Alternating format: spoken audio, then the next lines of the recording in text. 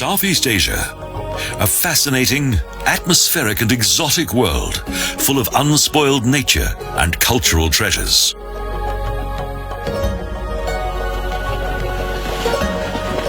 A region in which both past and present live side by side and unite in a wonderful way. Centuries-old temples, exotic trees and scenic landscapes combine to create a picture of fascinating harmony.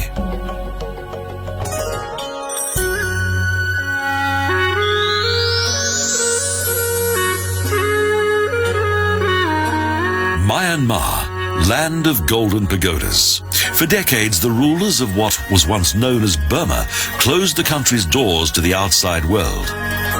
Many of its fine religious sanctuaries were badly neglected. However, since then, they have gradually been given the respect that they deserve. Now, the opening of the country to wealthy foreigners is still restricted to some well-defined areas. However, Myanmar's capital city of Yangon is open to visitors.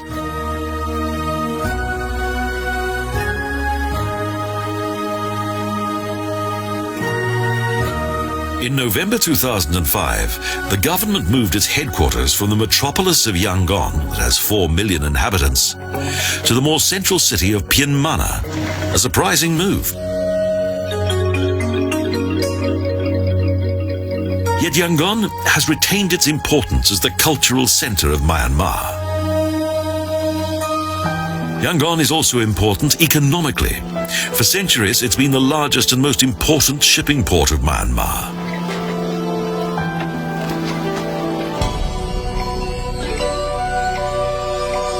The country's national sanctuary is also located here.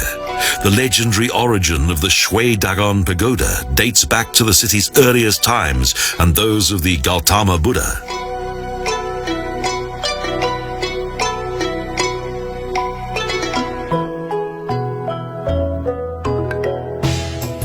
Two merchants of Yangon's original settlement became the first followers of Buddha. The beauty of nature competes with the splendor of ancient temples. Inle Lake is home to the Intas, one of the many tribes that came to Myanmar from various of Southeast Asia's neighboring countries.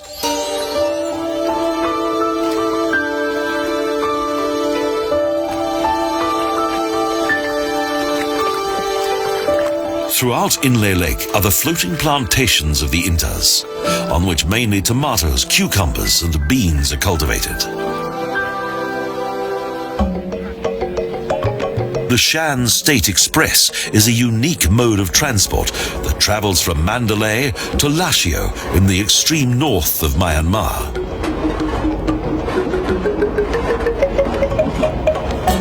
Railroads were first built in Myanmar in 1877.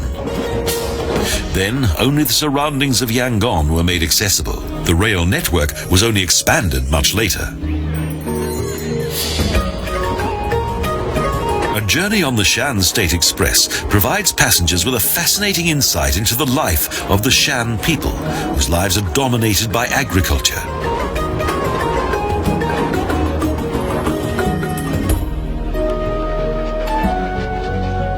The ancestors of the 4 million Shan came here from China between the 8th and the 13th centuries AD.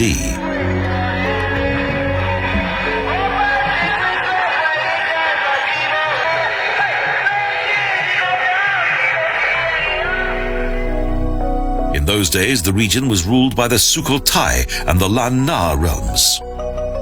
The Shan migrants could not live alongside these powerful peoples and thus settled in the mountains.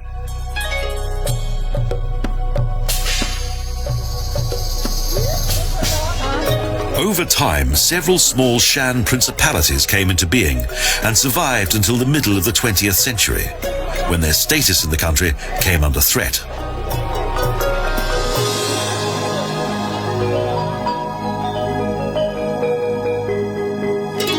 Following the country's takeover by the forces of General Ne Win in 1962 and the subsequent military dictatorship, the Shan sovereigns were imprisoned.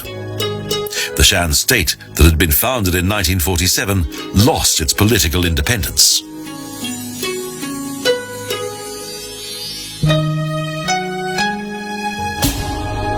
Outside the town of Sipor, former residence of the Sopas, as the Shan sovereigns were known, is an impressive sanctuary that highlights the wealth of the former Buddhist rulers.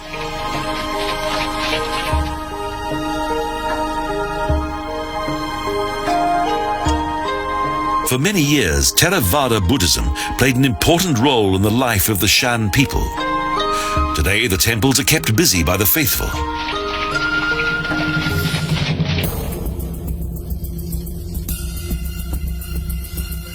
The northwest of Myanmar is known for its many splendid sacred buildings, such as Mingun's Sinbayumi Pagoda, that was built at the beginning of the 19th century.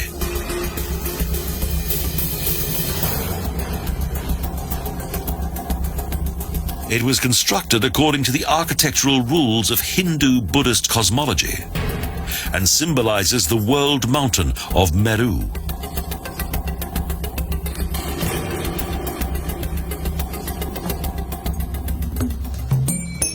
The Sinbayumi Pagoda has been replicated many times over. Mingun also contains the world's heaviest bell that weighs a massive 100 tons. The remains of the nearby Mingun Pagoda date back to the high season of the Konbaung dynasty that was ruled by King Bodapaya.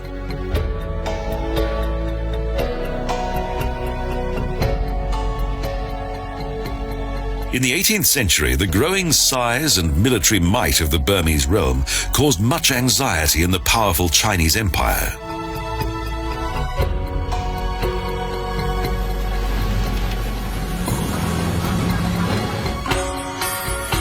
King Bodapaya is also noted in Myanmar's history books as having been the founder of the former capital city of Amarapura.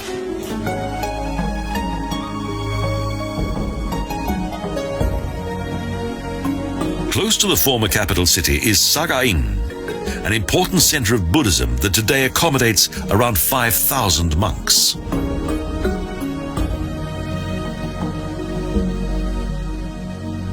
The 1.2-kilometer-long Ubian Bridge is an architectural novelty.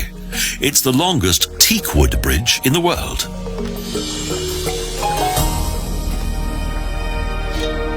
The surroundings of Mandalay feature a large number of striking buildings. Several mighty Buddhist sanctuaries were built here, along with various splendid royal cities. However, they failed to survive the ravages of time.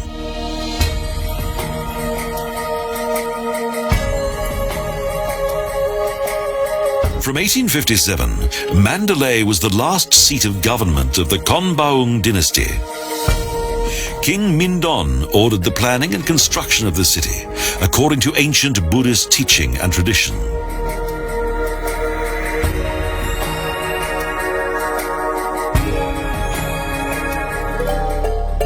One of the best ways to observe the inhabitants of Myanmar is on a boat trip on the famous Ayeyarwady River.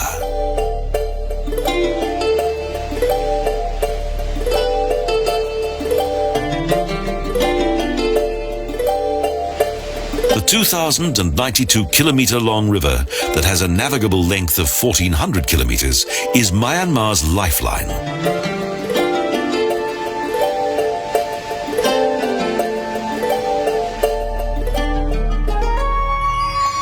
Another natural site is Mount Popa, a legendary holy place of special spiritual significance.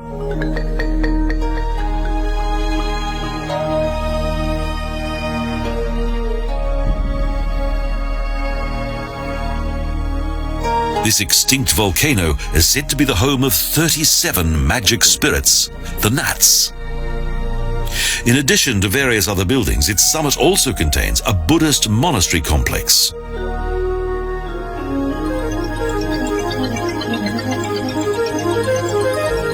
Long before Buddhism, the Nat cult played a crucial role in the lives of the inhabitants of Myanmar.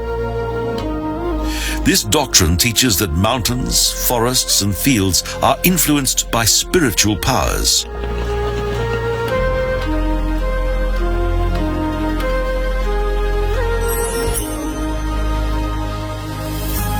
Each village once had its own protective spirit that was given sacrifices to keep it in a benevolent mood. An angry spirit could cause great mischief.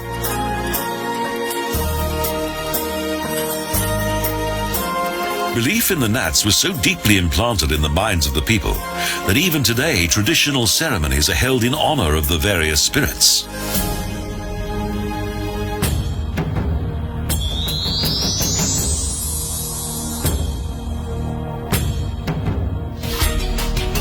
On the island of Taiwan, superstition and ancient belief have survived right up to the present day.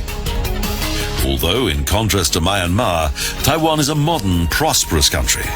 Its population clings to time-honored traditions.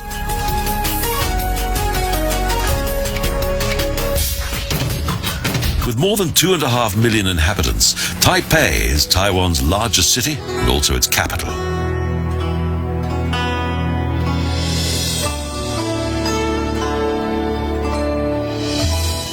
Politics and history have always been of special significance in Taipei. The father of modern China, Sun Yat-sen, is worshipped here.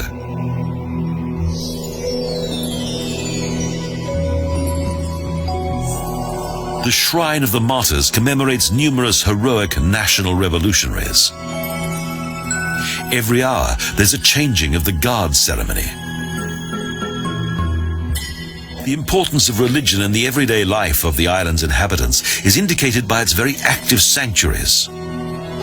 Buddhist, Taoist, and Confucian temples are to be found throughout Taiwan.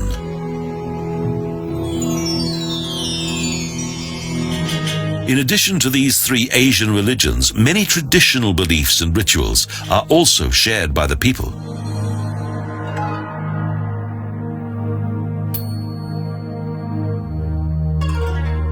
The many temples have a mysterious atmosphere. With their sacrifices, the faithful seek heavenly advice and protection against demons and various other evil spirits.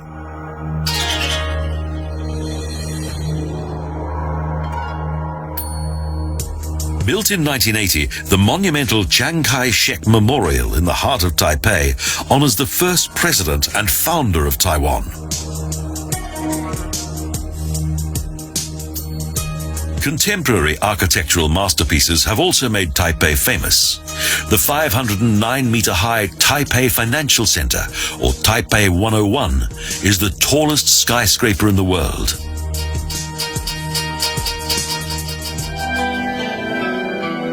A marvelous natural site in Taiwan is situated in the north of the island, close to the country's second-largest seaport of Keelang. The fascinating rock formations of Yelyu. These artistically shaped sea sculptures of lava and sandstone are the result of thousands of years of erosion, imposing natural works of art. Picturesque Bitan is particularly popular with local tourists who are looking for relaxation and romance.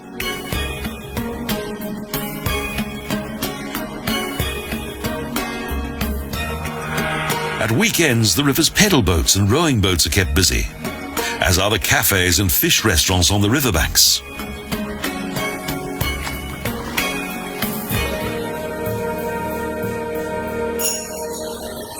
The country's indigenous tribes are in stark contrast to Taiwan's modern population. The largest is the Ami tribe, with around 130,000 members.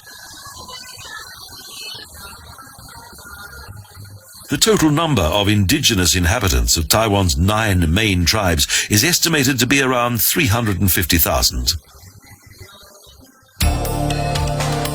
In the language of the Ami, the name Toroko means beautiful, a suitable name for the 600-meter-deep Toroko Canyon.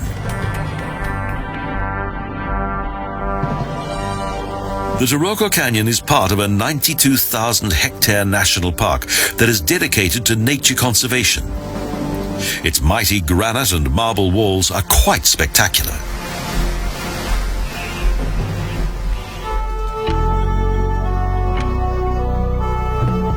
Tainan, the predecessor of today's Taipei, is rightly known as the cultural heart of the island.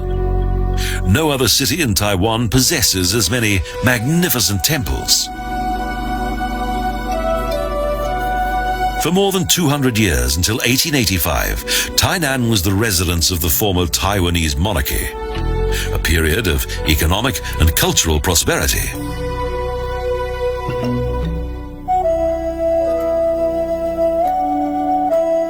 Tainan also contains Taiwan's oldest Confucius temple. Confucianism is one of the island's 3 doctrines and is still of much influence today. The teachings of Confucius include 5 main virtues, including humanity, honesty and diligence, as well as 3 social responsibilities. The social responsibilities are loyalty, respect to parents and ancestors, and the observance of the customs and conventions of the spiritual world.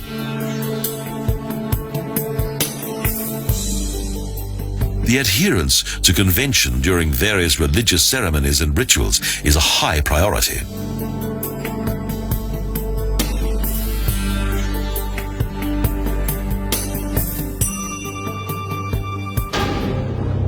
Both railway enthusiasts and nature lovers alike enjoy traveling on the Alishan Forest Railway that journeys into the mountain world of Taiwan.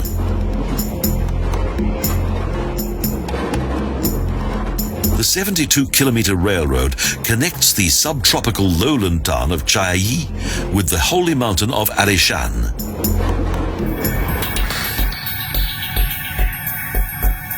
The mountain railroad was built by the Japanese, who occupied Taiwan until the end of the Second World War. It was used to transport timber. In addition to its huge Formosa cypresses, the region of Alishan also features several atmospheric religious sanctuaries.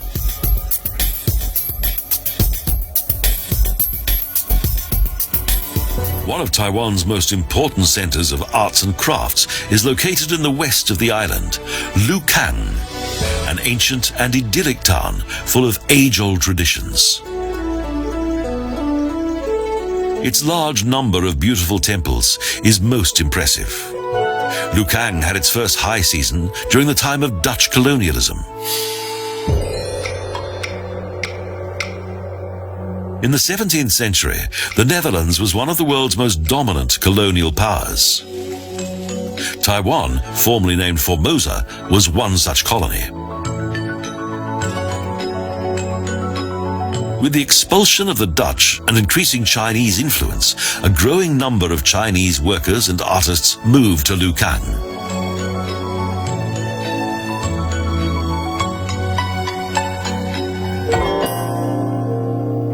The splendidly decorated temples of Lukang highlight the artistic skill of the city's former craftsmen and artists.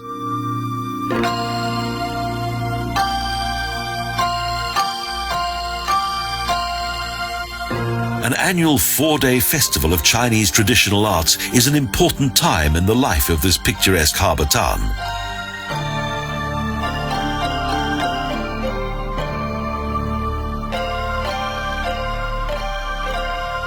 But it's not only the Chinese who are proud of their cultural heritage.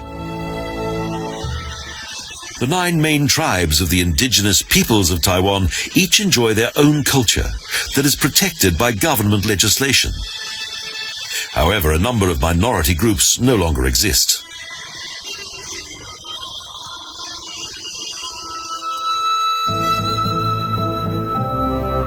The origin of Taiwan's indigenous inhabitants is not known. The tribes have lived on the island for around 10,000 years.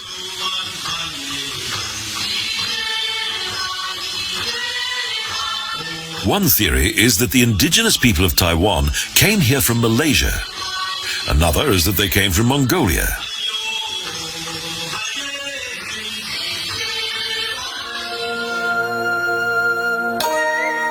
Sun Moon Lake is situated just a few kilometers from the cultural village of the indigenous inhabitants of Formosa. It has a fine, romantic atmosphere.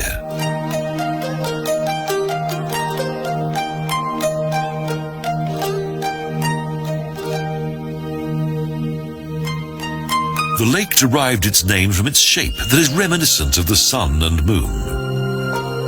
There's a wonderful view from the Tse-En Pagoda.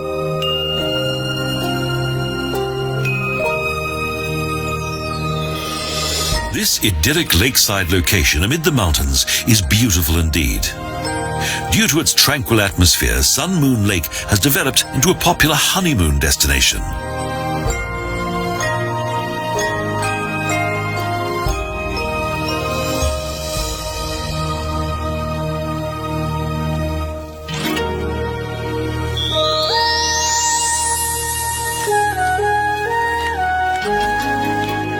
In contrast to Taiwan, for many years access to Cambodia was highly restricted or even totally forbidden.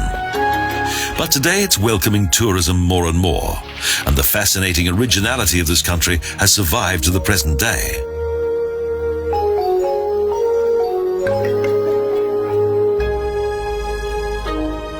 The starting point for most journeys through Cambodia is the capital of this exotic kingdom, Phnom Penh, that has around 2 million inhabitants.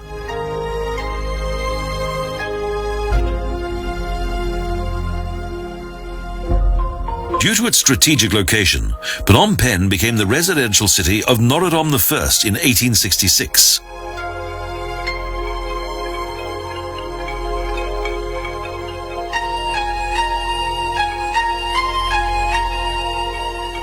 Cambodia once lost its independence to France, but in those days, without foreign help, it would have been helpless from attack by Vietnam and Siam.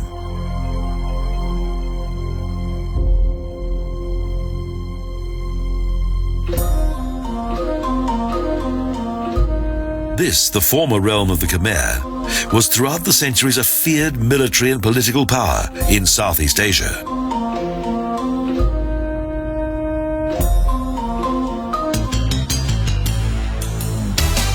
Ancient customs and festivals, such as the famous Festival of the Changing Current, have managed to survive Cambodia's dramatic history and are still celebrated today.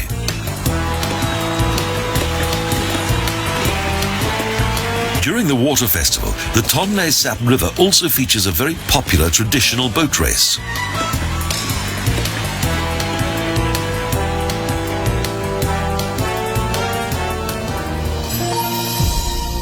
The rise of the legendary Khmer realm of Angkor began at the beginning of the 9th century, under King Jayavarman II.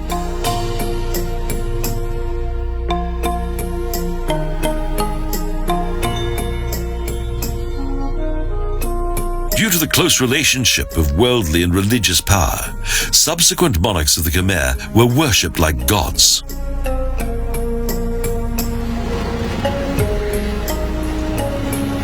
Huge public temples emphasized the authority of the monarchy.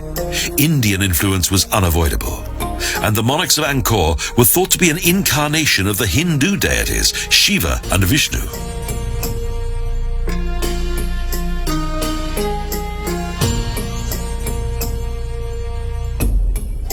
The mighty Khmer kings were vital to the development of Cambodia's sacred architecture.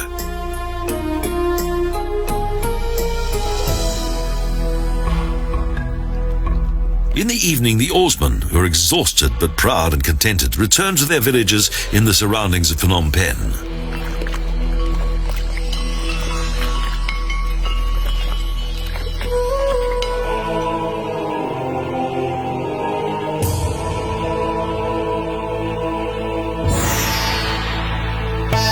Around 40 kilometers north of Phnom Penh is the former capital city of Udong. Today, only the remains of the city's former splendid buildings indicate that here once stood the last center of Angkor's power, with hundreds of dwellings and temples.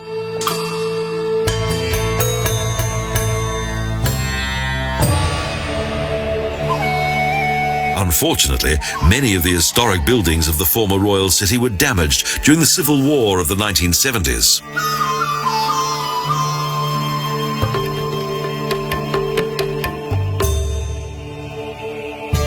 Most of the stupas in Udon served as the final resting places for the deceased monarchs of Angkor.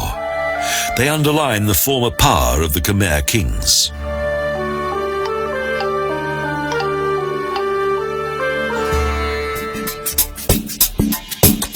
In the times of the former monarchs of Angkor, the Tonle Sap River played an important role in the transport of goods and military troops.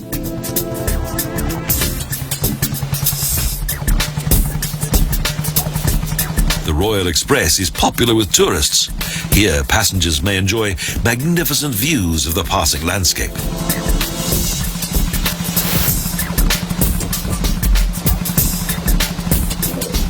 The Tonle Sap River gained international fame due to a unique natural phenomenon. Each year, the river miraculously changes its direction of flow. It's the Mekong River that's responsible for the change of current. After a 5-hour journey, the boat reaches the jetty of Siem Reap. Many of the passengers take advantage of the motor rickshaws, the tuk-tuk. The province's capital of Siem Reap developed from several neighboring villages. Today the city has a population of 60,000.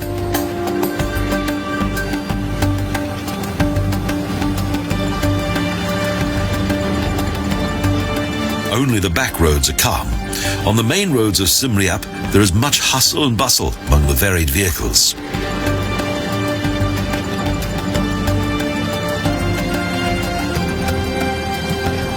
The majestic Grand Hotel d'Angkor is a reminder of Cambodia's colonial days. It now shines out in all its former splendor, though for several years it was badly neglected.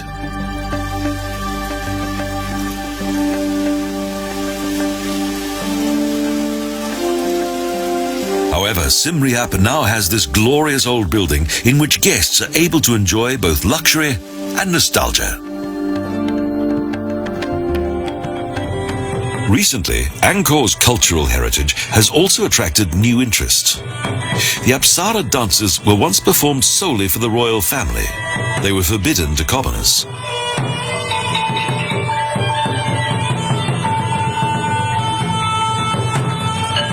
The female dancers were highly revered and were thought to be divine messengers. Their graceful movements are a fine sight, yet these magical dances were almost lost forever.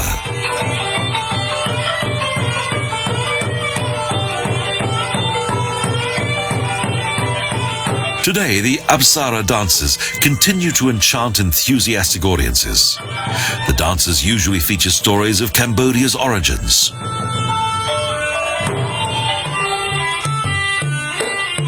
According to legend, the coalition of the heavenly nymph Mira and the holy hermit Kampu created the land of Kampuchea. Today is Cambodia. Apsara dance also influenced the development of Thai dance.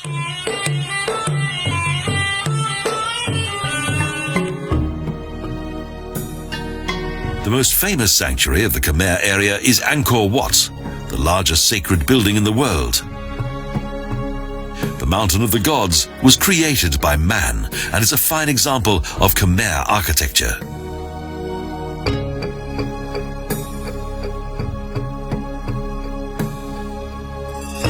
But only its huge stone temple buildings have survived. The former wooden buildings of the Khmer have perished.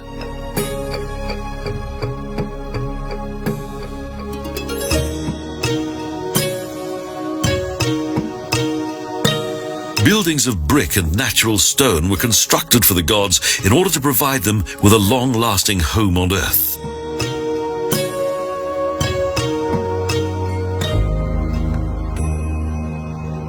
In the 12th century, this was the largest city in the world and also contained some further impressive complexes built during the reign of other kings, but none of them compare to the size and beauty of Angkor Wat.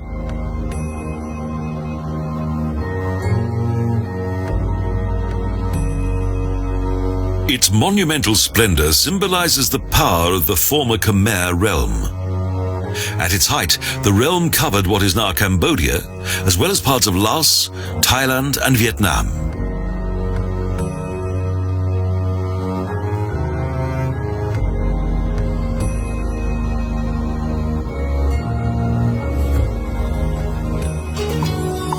It takes several days to see all the fascinating cultural treasures of this unique temple city.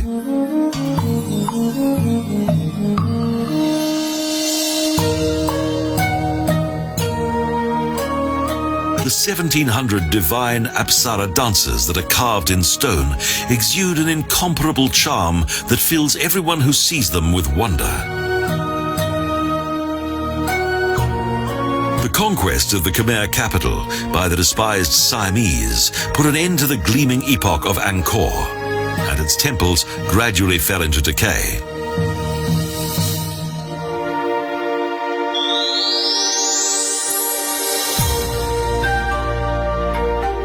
Prior to the development of its own culture, for centuries today's Vietnam lay in the shadow of its mighty neighbor China.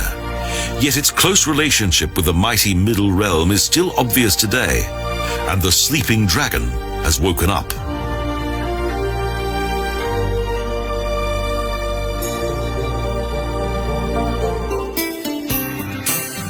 In Hanoi, the hours of early morning are the time to practice Tai Chi.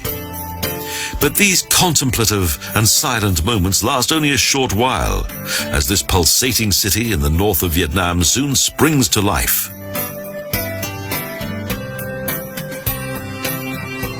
Hanoi is the oldest capital city in Southeast Asia. It was founded in 1010 AD, when the first king of the Lai dynasty selected this area on the western banks of the Red River for his residence. The cultural independence of this country is also demonstrated by its fascinating water puppet theatre.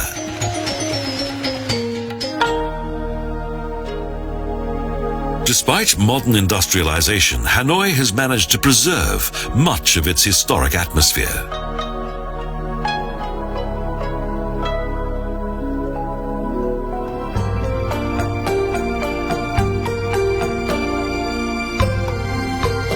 To the south of Hanoi, in the charming Ha Long Bay, in the Gulf of Tonkin, little has changed for thousands of years. The landscape here is truly captivating.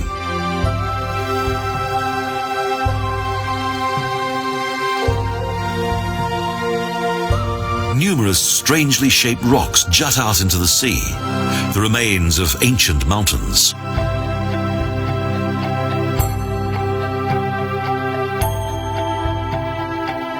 Here, nature has created a wonderful monument of its creative power and a place of perfect beauty.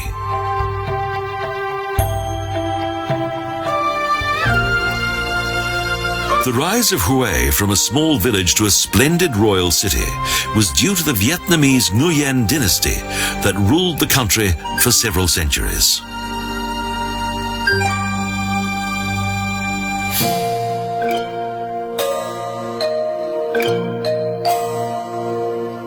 The Nguyen created a splendid residence that is reminiscent of the Emperor's city in China.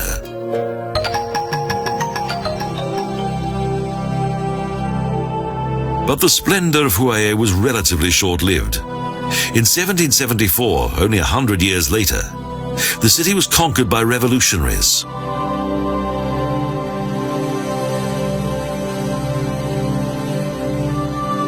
However, the ruins that can be seen today were created more recently.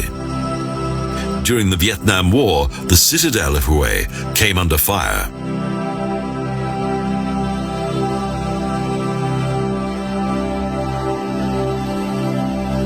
Yet despite heavy bombing, some wonderful stonemasonry that dates back to the 18th and 19th centuries has survived.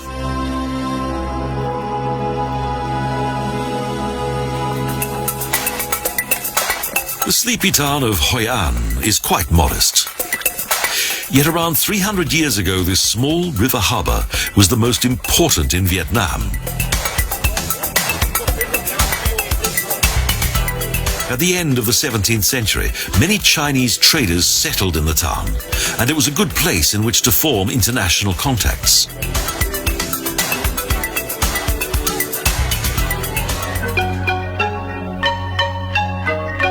Numerous European trading powers such as Portugal, Spain and the Netherlands had trading offices in Hoi An. That was the time of the city's economic high season.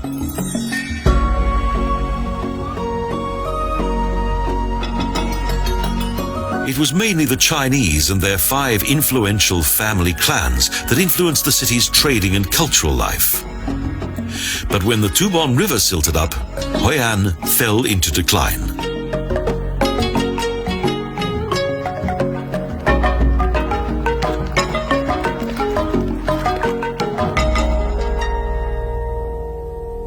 Since the 2nd century AD, during the era of the Cham realm that was influenced by Indian culture, the city enjoyed trading relationships with foreign countries.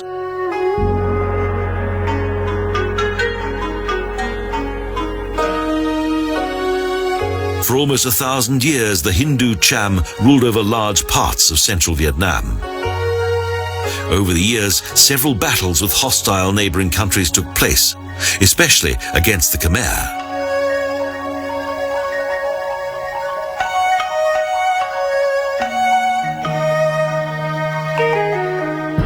The metropolis of Ho Chi Minh City, formerly Saigon, has suffered many devastating wars.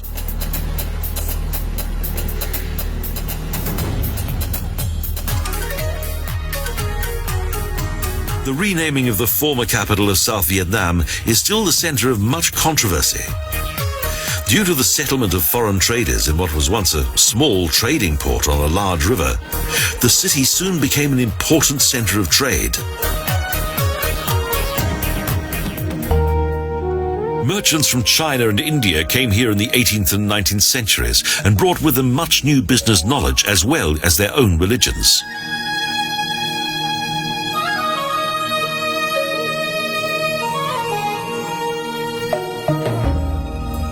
In Kowloon, the old Chinese district of Saigon, are a large number of traditional temple complexes and pagodas. About 500,000 Chinese live in this busy city quarter.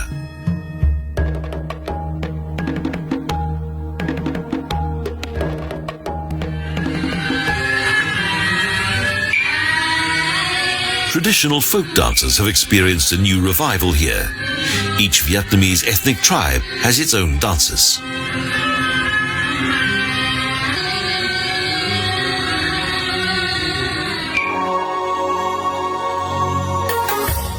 The immense contrast between the 6 million people who live in the pulsating metropolis and the indigenous population who inhabit the wilderness of the Mekong Delta could not be more obvious.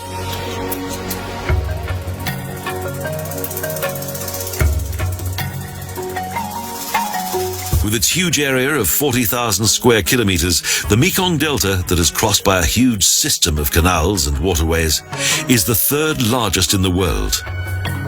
This peaceful idyll is a fascinating natural landscape. Despite its complexity, omnipresent water and high humidity, the delta has been inhabited by man since time immemorial.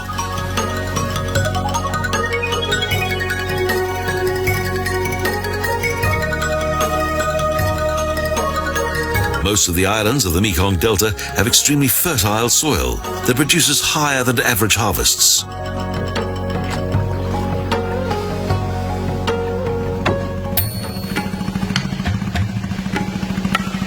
However, there is little prosperity to be seen here.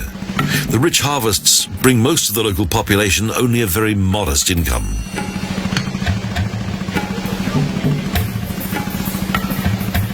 Farm produce is sold at local markets, such as that of the floating market of Pang Hiep. The market is usually very busy.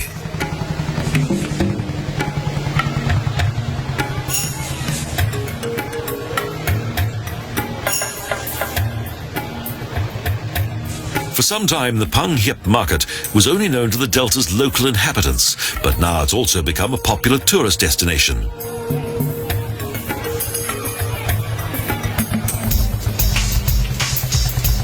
At one time, floating markets were quite common.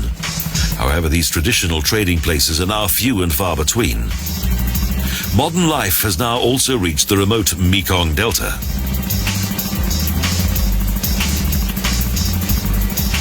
Large ferry boats have replaced the small traditional rowing boats on the main routes to the largest town in the Delta.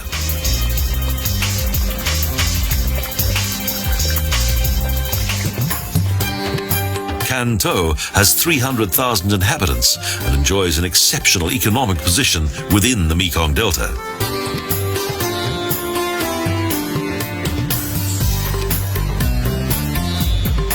Most of the daily life here takes place on the Songhaogyang River, the lower river and the southernmost tributary of the Mekong.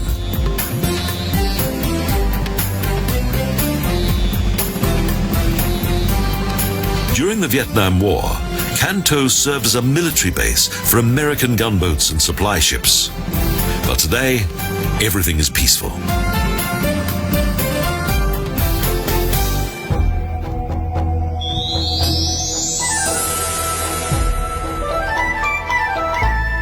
Thailand was also involved in the Vietnam War, but in contrast to Vietnam, the communists didn't manage to gain political power. Thailand is still a kingdom.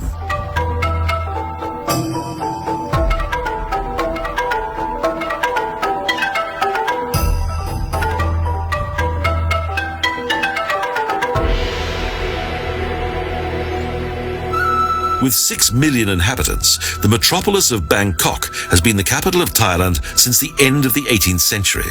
At their splendid residence, the Chakri dynasty gradually expanded the city.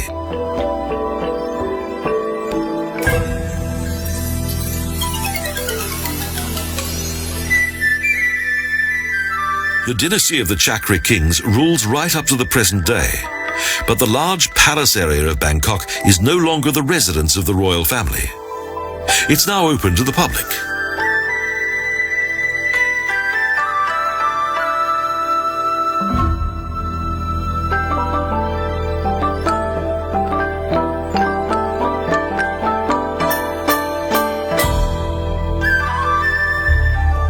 The city's oldest and largest temple complex is Wat Po. King Rama I, founder of the Chakri dynasty, not only ordered the construction of this sanctuary, but also the relocation of his residence to Bangkok.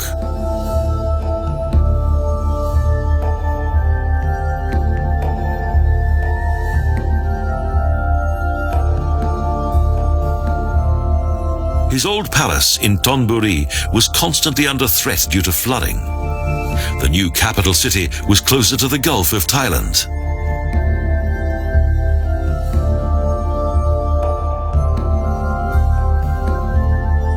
The first real road in Bangkok was laid in 1862, and prior to that, everything was transported by river.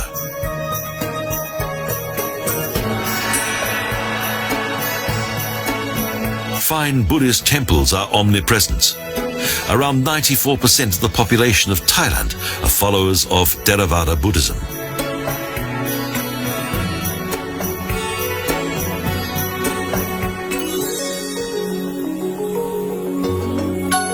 Many of the country's centuries-old traditions have gradually faded away.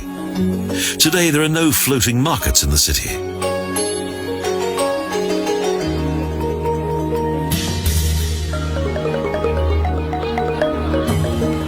However, in Dam Noin Saruk, around 100 kilometers outside Bangkok, traditional markets are still to be found.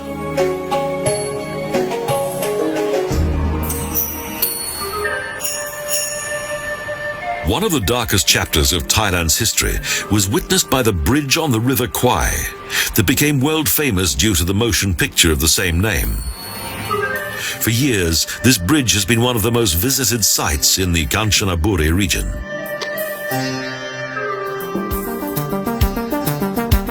A bridge that symbolizes the brutality of war, built on the great suffering of thousands of prisoners of war. The ruins of Ayutthaya indicate the impressive dimensions of the former capital of ancient Thailand, and one of the mightiest royal cities in Southeast Asia. Although the Thais engaged in many wars against their neighbors and were responsible for the downfall of the Angkor realm, the former kings of Ayutthaya were strongly influenced by Khmer culture.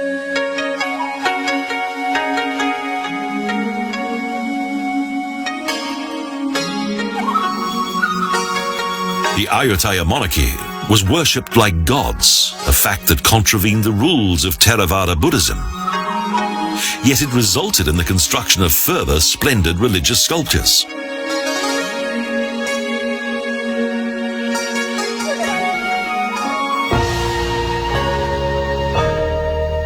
In the older realm of Sukhothai, that means dawn of happiness, the Buddhist monarchy was far more modest and religious.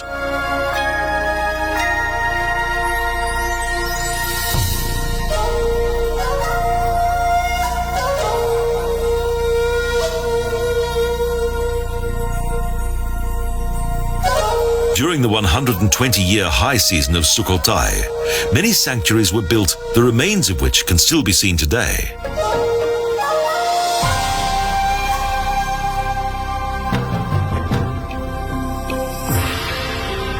For the last kings of Sukhothai, religion was more important than military power. Exploiting this, the vassal state of Ayutthaya became stronger and eventually caused the downfall of the Sukhothai realm.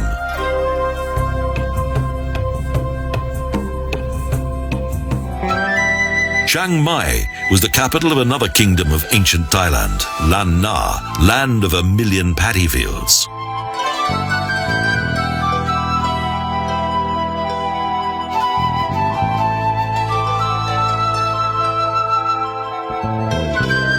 In around 1290, King Meng Rai united several principalities in the north of the country into a new realm that survived until 1558.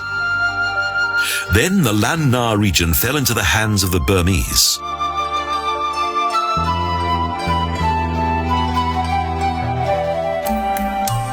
In addition to its large quantity of splendid sanctuaries, Chiang Mai also features arts and crafts, of which these artistically decorated parasols are particularly popular. The teakwood carvers produce some wonderful works of art.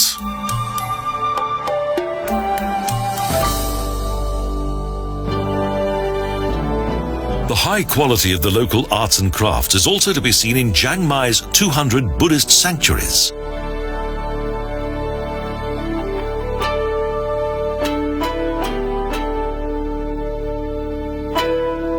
No wonder that this city is often referred to as the Rose of the North.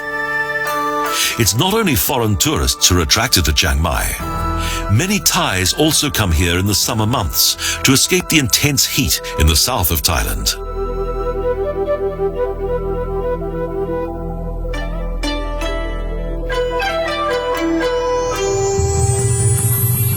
The north of Thailand is less well developed.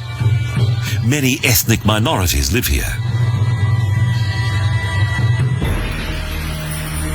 The famous night markets also attract many members of the region's various mountain tribes.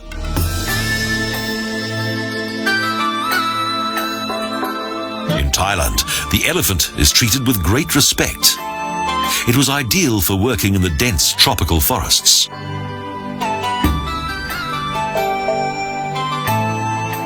But today those tropical forests are protected, so these elephants now entertain visiting tourists.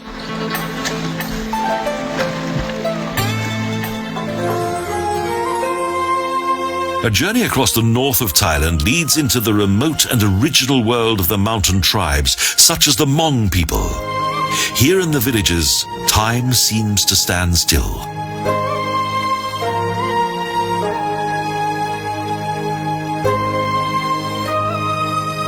Despite their common homeland amid untouched nature, the various mountain tribes of Thailand have many distinct cultures.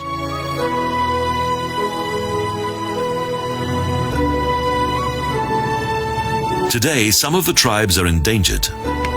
For the Lahu, the cutting down of the forests brought about the demise of their ancient culture.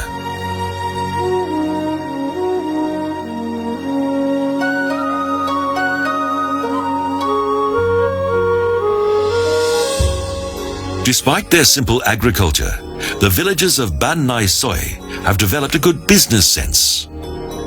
Yet a glimpse into the life of the long-necked women has its price.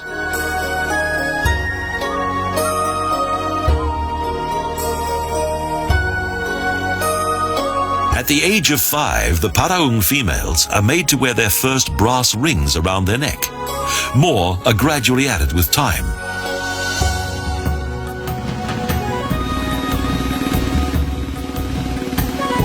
The striking neck decoration of up to 24 rings was designed to protect the Paraong woman from being captured by slave traders. With their long necks, the women were of no value to the ruthless slavers.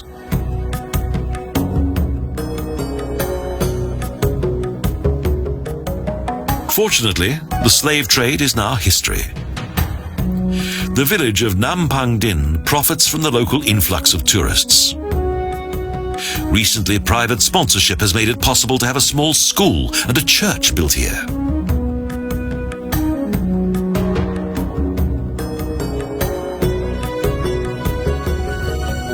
Our exploration of distant cultures and ancient histories now draws to an end.